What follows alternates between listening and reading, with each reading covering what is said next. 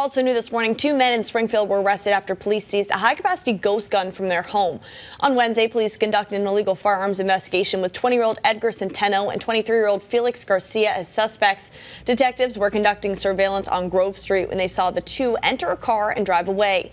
Police then conducted a traffic stop and later executed a search warrant where they found a ghost gun loaded with 13 rounds of ammunition inside their Grove Street home. The 2 men are now facing several charges, including possession of ammunition without an FID card and possession of a high-capacity magazine.